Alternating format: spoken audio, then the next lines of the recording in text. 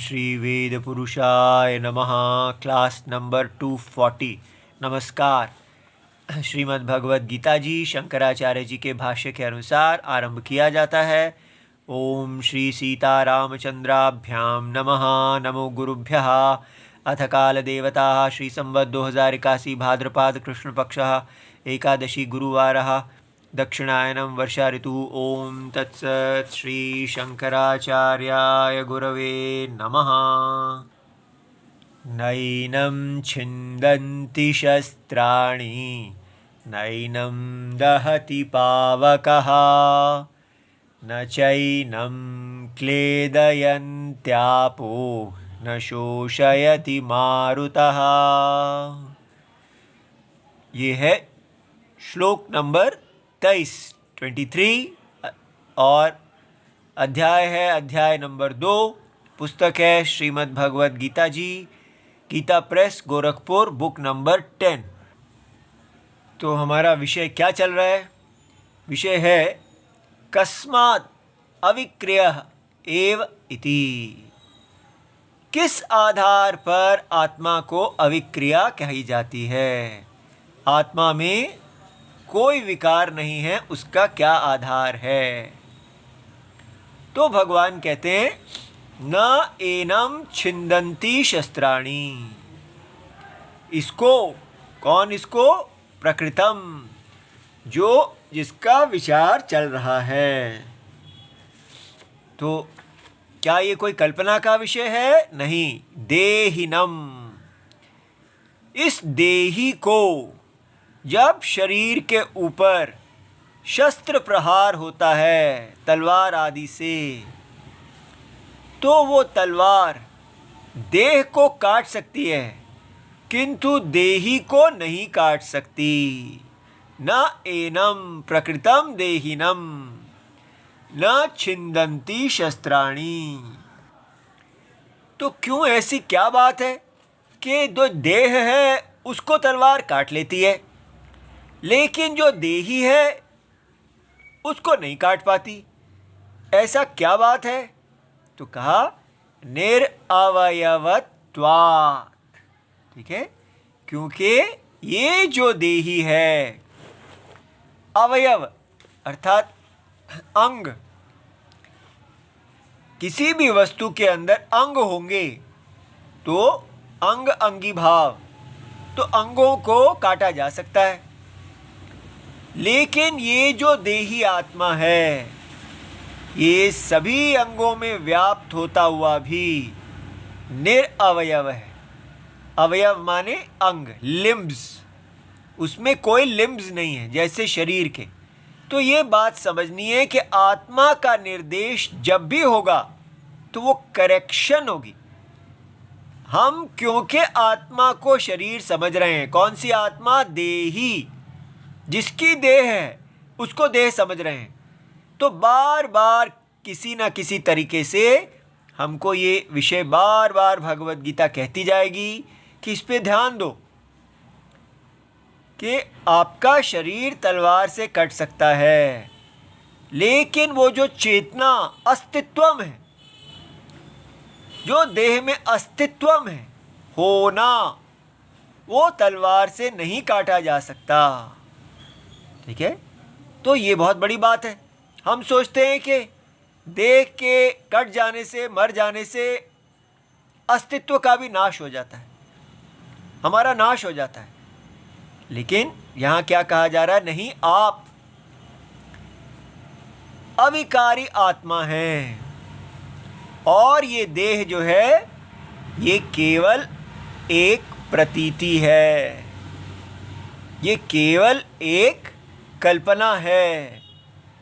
तो जैसे स्वप्न के जो शरीर है, जब स्वप्न के शरीर में आपके ऊपर तलवार चलती है, तब उस समय आप सब सुबह उठते हैं तो ये तो नहीं कहते कि मेरी भुजा कटी हुई है। क्यों?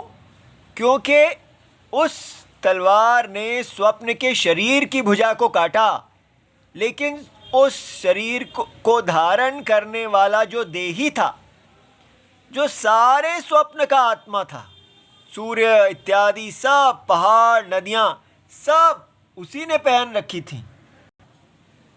तो इसलिए हम देखते हैं कि आत्मा के अंदर ये जगत की प्रतीति आती है।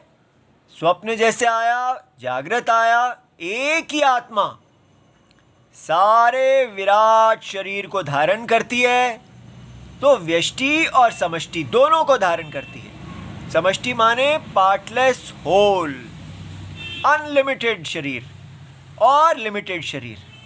ठीक है, जो लिमिटेड है, सीमित है, वो असीमित के अंदर विकल्प है।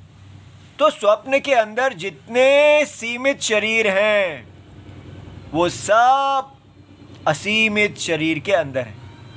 जैसे लहरें सारी की सारी सागर के असीमित शरीर के अंदर है, तो आत्मा असीमित शरीर को भी धारण करती है और सीमित शरीर को भी धारण करती है। ये दोनों जानना बहुत इंपॉर्टेंट है। ठीक है, वृक्ष का दृष्टांत भी ले लो। जो आत्मा पत्ते के अंदर है वही आत्मा सारे वृक्ष के अंदर है। ठीक है, इसलिए जो चेतना अस्तित्वम आकार को पहनता है वो निराकार है। आकार कट सकता है किंतु निराकार नहीं कट सकता। न अवयव विभागम कुर्वन्ति, इसलिए आत्मा के अवयव, आत्मा के अंगों को नहीं काटा जा सकता, क्योंकि आत्मा में अंग है ही नहीं। कौन नहीं काटते? शस्त्राणी। शस्त्र कौन है? असी आदिनी, जैसे तलवार इत्यादि, ये आत्मा को नहीं काट सकते।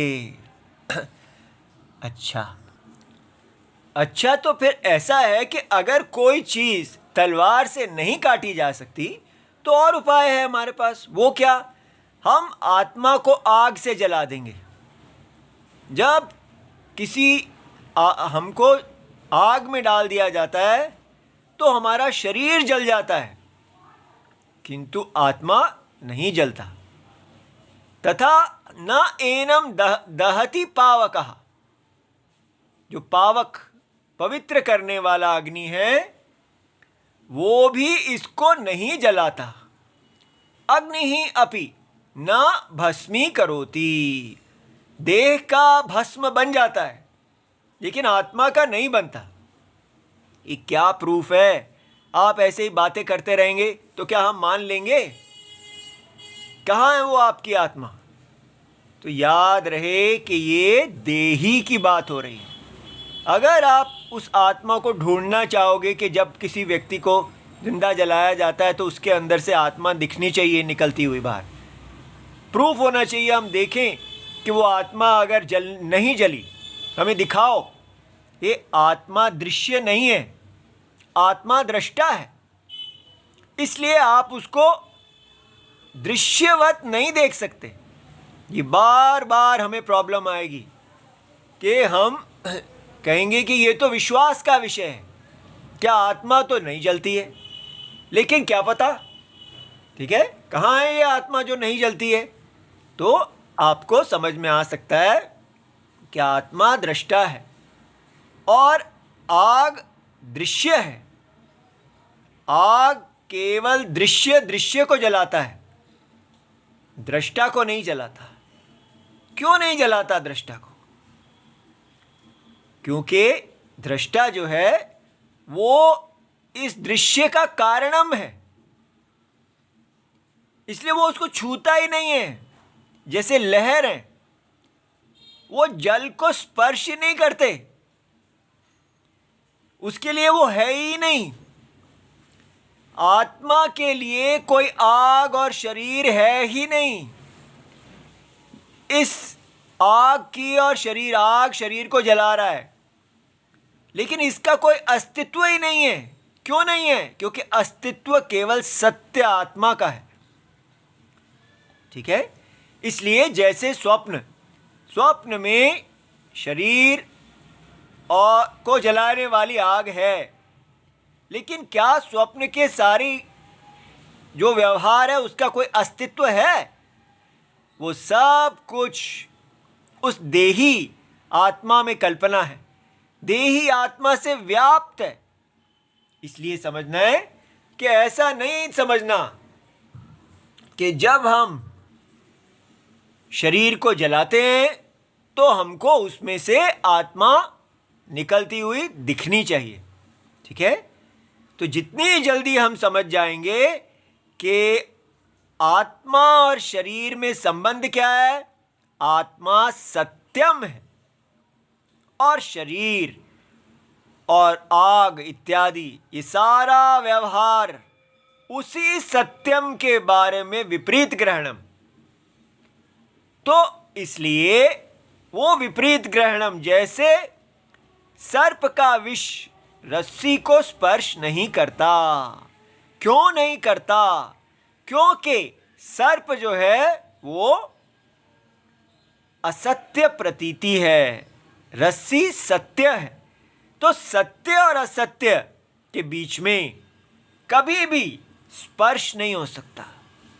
ठीक है, कोई भी सत्य को कोई छू नहीं सकता। असत्य, इंद्रियों का व्यवहार, पांचों इंद्रियां अपने अपने विषयों को स्पर्श करती हैं, लेकिन आत्मा इंद्रियां और इंद्रियों को विषयों को व्याप्त है।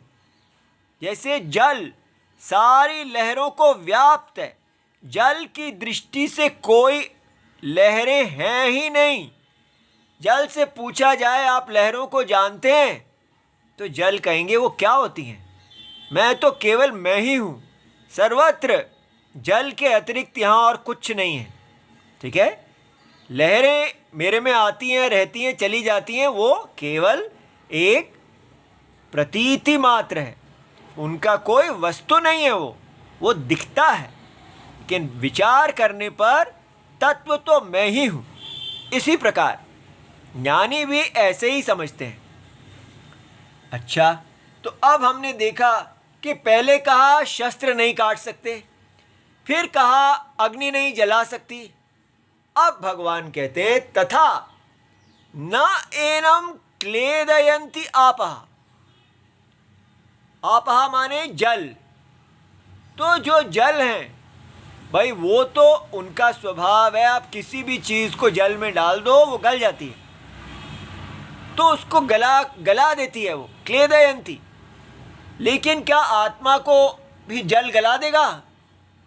अपाम ही सावयवस्य वस्तुनः आर्द्रीभाव करणेन। ये जो आप है, ये जो वस्तु में सअवयव अर्थात शरीर में अंग होते हैं, तो अंगों को अलग कर देता है जल जो है। आर्द्री भाव करने न, उनको जब गीला करता है तो वो अपने आप सब कुछ अलग हो जाता है। अवयव विश्लेष आपादनेन, क्योंकि वो अंगों को अलग कर देता है, ये जल का सामर्थ्य है। तत् न निरअवयवे आत्मनि संभवति, किंतु आत्मा जो इस जल का भी आत्मा है, जल का भी सत्य है, तो सत्य को प्रतीति स्पर्श नहीं कर सकती। ठीक है,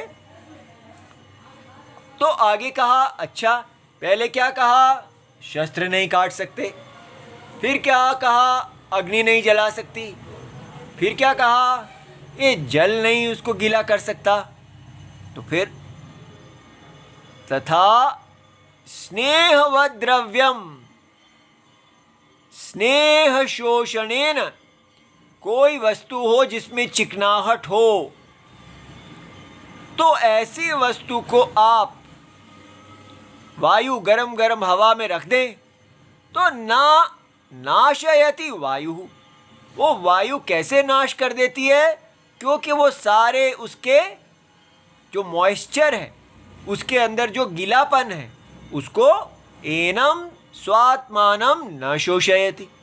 तो आत्मा को जो मरुत है, वायु है, वो सुखा नहीं सकती। ठीक है, इसलिए हमें ये समझ में आ रहा है कि ये आत्मा जो है ये अविनाशी है। तो नाश के जितने जितने हेतु हैं उनको कह के बताया कि शरीर इन चीज़ों से नष्ट हो जाता है, किंतु शरीर को धारण करने वाला शरीर ही इनसे नष्ट नहीं होता है। अब प्रश्न आता है कि इनका क्या लाभ है, आप हमको ये क्यों पढ़ाते रहते हैं, इससे हमें क्या मिलेगा? ठीक है, तो ध्यान से देखना है, इससे हमें क्या मिलेगा। इससे हमारी राम जी की डेफिनेशन, हमारी राम जी की परिभाषा ठीक होगी। जिस दिन जिसकी राम जी की परिभाषा ठीक हो जाएगी वो कल्याण मार्ग पे चल पड़ेगा। कैसे? राम जी कौन है? ये अविनाशी आत्मा राम जी, ये जिसको शस्त्र काट नहीं सकते, ठीक है, जिसको वायु सुखा नहीं सकती, जल गीला नहीं कर सकता, अग्नि जला नहीं सकती, ये महिमा है हमारे जगत के आत्मा नारायण की, कि वो सारे जगत के सत्यम होने के कारण इस सारे जगत में व्याप्त रहते हुए भी वो कभी भी विकार को प्राप्त नहीं होते और वैसे ही बने रहते हैं अपने स्वरूप में। तो ये हमने कल देखा था कि सत्यम का लक्षण क्या है। अविकारितम सत्यम, ये सत्यम है, ये वेदोक्त भगवत गीता के द्वारा कहा गया सत्यम है। इस सत्य को जानने से हमारे अंदर धर्म की प्रवृत्ति आनी चाहिए। क्यों? क्योंकि ये सत्य जो है ये एक असत्य शरीर को धारण करता है और वो असत्य शरीर 100% सत्य ही है। अरे अब ये कैसे भाई, वो शरीर तो असत्य है लेकिन उससे सत्य से पूर्ण है। जैसे लहरें सारे जल से पूर्ण है। जब हमको ये ज्ञान मिलता है कि ये जो हमारा शरीर है ये तलवार से कट सकता है, आग से जल सकता है, जल से ये गीला हो सकता है आदि, तो हमारे अंदर मृत्यु का भय रहता है, हमारे अंदर आत्मनाश का भय रहता है और हम ये मोह है, ये मोह जो है हमको धर्म से गिरा देता है कि मैं मर जाऊंगा इसलिए मुझे अपनी सुरक्षा करनी चाहिए। लेकिन ये ज्ञान आपको बताता है कि आपको अपनी सुरक्षा नहीं करनी चाहिए। भाई सुरक्षा नहीं करनी चाहिए क्यों? माने एक तरफ हो आपका धर्म और दूसरी तरफ है अधर्म। आप कहते हैं जब मैं धर्म को छोड़ दूंगा और अधर्म को पकड़ लूंगा तो मैं सुरक्षित हो जाऊंगा, चोरी से पैसा कमा लेता हूं मैं सुरक्षित हो जाऊंगा क्योंकि मुझे इस शरीर को चलाना है, अगर ये शरीर नष्ट हो गया तो मैं नष्ट हो गया। लेकिन ये ज्ञान क्या बताते हैं कि आपकी सुरक्षा आपके स्वधर्म में है। ठीक है, इसलिए भगवत गीता बार बार ये कहना चाह रही है कि स्वधर्मे निधनम श्रेयः। स्वधर्म करते हुए यदि आपके प्राण चले जाते हैं तो वो ज़्यादा अच्छा है। परधर्म भयावह, लेकिन स्वधर्म को आप छोड़ दें और परधर्म कर लें और उसको अच्छा भी करें तो भी वो आपके लिए नरक आदि लक्षण भय लाने वाला है। इसलिए जब हम अविनाशी आत्मा राम में शरण लेते हैं तो हम अपने स्वधर्म को देखते हैं। कौन सा स्वधर्म? हम देखते हैं कि हमारा भगवान राम के शरीर में क्या स्थान है। तब अविनाशी आत्मा का जो शरीर है उसमें सिर, भुजा, जांग और पैर है और ये बनता है वैदिक धर्म, वर्ण आश्रम धर्म। ठीक है। और इसी के साथ जो हमने और जो देखे थे 13 कि वर्ण आश्रम धर्म के साथ ये 13 महाभारत में जो हमने पढ़ा था कि ये धर्म कहे गए हैं। अब देखिए ये सारे धर्म जो हैं ये अविकारी आत्मा में जो प्रतिष्ठित व्यक्ति है वही कर सकता है। पूरी दुनिया में कहीं पर भी ऐसी वैल्यूज नहीं दी गई कि आप समता रखें, शत्रु और मित्र दोनों को एक समान देखें। क्यों, कैसे देख सकते हैं? क्योंकि आप कौन हैं? अविनाशी आत्मा। आपका मित्र और शत्रु दोनों की आप आत्मा हैं। आपको ना तो शत्रु से कुछ लेना है ना मित्र से कुछ लेना है। इसलिए तो फिर करना क्या है? केवल धर्म करना है। यदि रावण सामने आते हैं तो आप उसका वध करेंगे, ठीक है। सुग्रीव सामने आते हैं तो आप उनको शरण देंगे। इसलिए ये जो प्रश्न पूछा जाता है हिंदू हिंसक है या नहीं है, और हम क्या देते हैं, नहीं है नहीं है, हम तो कोई हिंसक नहीं है। हिंदू जो है वो धार्मिक है। धर्म की रक्षा के लिए यदि रावण को का वध करना है तो धर्म है। धर्म की रक्षा के लिए यदि सुग्रीव की शरण देनी है तो धर्म है। इसलिए बात हिंसक और अहिंसक की नहीं है, बात धर्म और अधर्म की है। कौन सा धर्म? ये धर्म जो हम कह रहे हैं अविकारितम सत्यम, ये नैनम छिंदंती शस्त्राणी आदि जो है, ये हमको बताता है कि हमारी प्रतिष्ठा कहाँ होनी चाहिए। जब हम अपने आप को अविनाशी आत्मा देखेंगे तो हम निर्भय हो जाएंगे और हम इस सारे जगत को माया रूप से देखेंगे।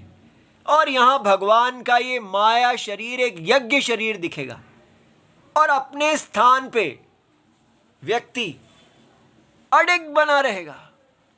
ये जो ब्राह्मण हैं, ये वेद की रक्षा, क्षत्रिय धर्म की रक्षा, वैश्य जो है धन उपार्जन और शूद्र जो है सेवा, ये क्यों करते हैं?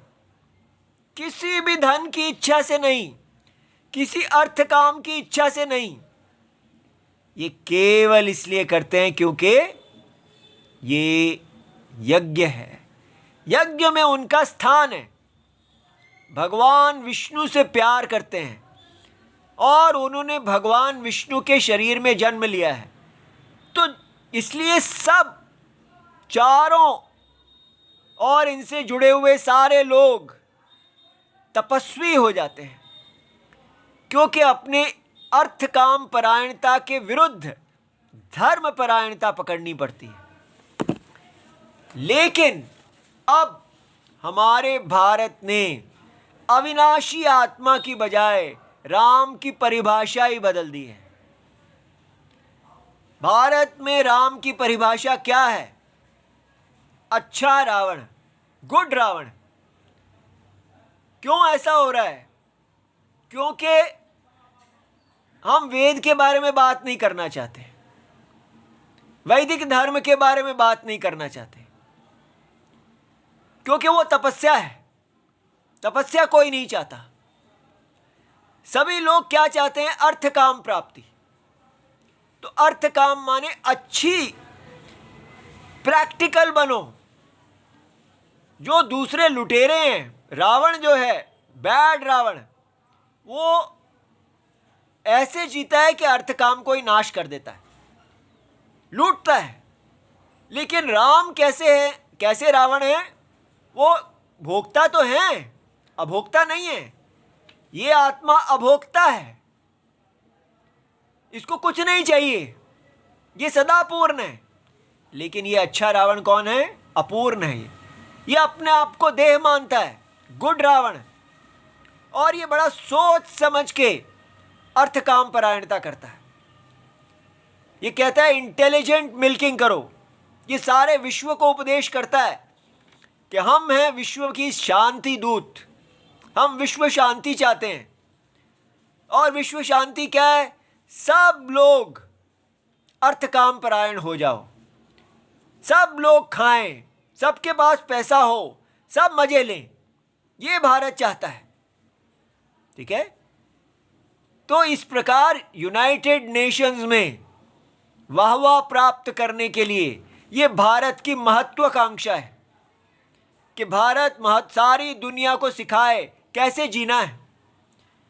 ठीक है, और कहे हमारा देश तो बड़ा शांति प्रिय देश है। एक क्यों शांति प्रिय देश है हमारा? क्योंकि हम यहाँ हैं। इसको आपने छोड़ दिया तो हम शांति प्रिय कैसे रहे? तब हम अच्छे रावण रह ही नहीं पाएंगे, क्योंकि काम जो है उसको जीता नहीं जा सकता। कितना भी आप प्रैक्टिकल बनो, आप उंगली टेढ़ी करेंगे ही करेंगे जब फंसेंगे।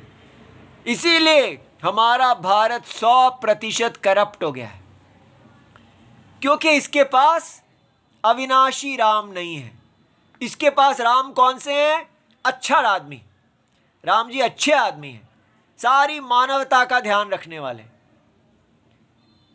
उनके वो अविनाशी आत्मा है ही नहीं। उनका बल कहां से आता है? अविनाशी से नहीं। अगर कोई देह परायण है तो उसमें बल कहां से आएगा? वो हर समय डरता रहेगा, वो तो मोहित है, उसको भोग चाहिए, उसको आत्मा अस्तित्व के नाश का डर लगा रहेगा। जो इतना डरा रहेगा वो स्वधर्म कैसे पालन करेगा? इस अच्छे रावण के स्वधर्म की डेफिनेशन, परिभाषा ही बदल दी गई है। धर्म क्या है? जिससे अर्थ काम पैदा हो, वो धर्म है। इसलिए हम क्या कर रहे हैं? सबको हम कह रहे हैं कि आप इकोनॉमिक पावर बनो।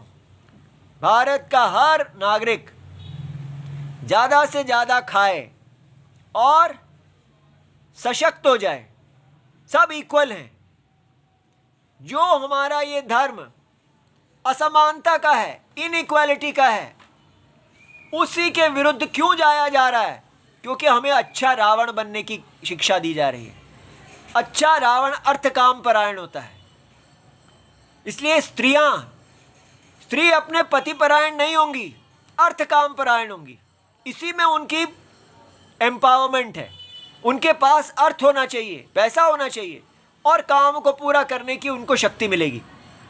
नहीं तो उनका जीवन तो बेकार है, पति परायण हो गए तो। इसी प्रकार अगर समाज के सारे लोग ब्राह्मण से वेद अध्ययन इत्यादि, वेद का पाठ करेंगे, सीखेंगे, वेद की शिक्षा प्राप्त करेंगे, वेद भगवान ब्राह्मणों को गुरु मानेंगे, और ब्राह्मण भी अपने आप को उस योग्य बनाएंगे, तो ये तो अर्थ काम परायणता रहेगी नहीं। ठीक है, पूरा दिमाग खराब हुआ है भारत का कि पूरे शरीर को बराबर बनाना है, और हमारी हिंदू पार्टियां पूरी तरह ये अविनाशी आत्मा के धर्म का नाश कर रही हैं। हर जगह ला रही हैं समानता समानता।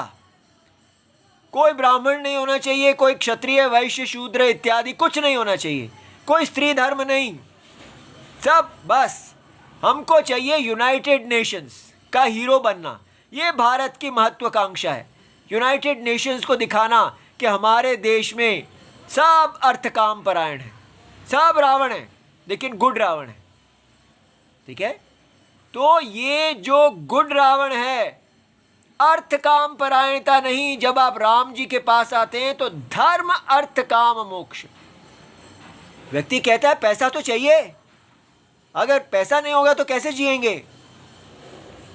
धर्म से जो प्राप्त हो जाए उसमें संतोष करो। कोई जरूरत नहीं है कि आपको वर्ल्ड की नंबर 1 अर्थव्यवस्था बनने की। कितना नाश करेंगे आप? क्यों बनना है अर्थ की नंबर 1 अर्थव्यवस्था? क्यों नहीं बनना दुनिया की नंबर 1 धर्म व्यवस्था? हमारा भारत भोग भूमि बन गया है, तपोभूमि नहीं रहा। यहां का हर व्यक्ति तपस्या में होना चाहिए था, लेकिन हमने उन सबको गुड रावण बनने की शिक्षा दे दी है। हम अपने बच्चों को कह रहे हैं बस जल्दी से जल्दी भारत का अर्थ काम बढ़ाओ, अर्थ काम बढ़ाओ। पागल की तरह उनको इसी में लगा रहे हैं। तो इसलिए ये जो यहाँ पर अविनाशी आत्मा के बारे में आप सुन रहे हैं, इसको व्यर्थ बेकार ना समझिए। हमको यहाँ पहुँचना है, इनकी शरण लेनी है और इनके शरीर में जो यज्ञ है उसका पालन करना है। तो उसके लिए बस हरे राम हरे राम हरे राम, इस प्रकार सदा अपनी प्राणमाला से भगवान को जपते रहें, तभी भगवान की शरण हम प्राप्त कर सकेंगे। ठीक है। ओम नमो भगवते वासुदेवाय। प्रणाम।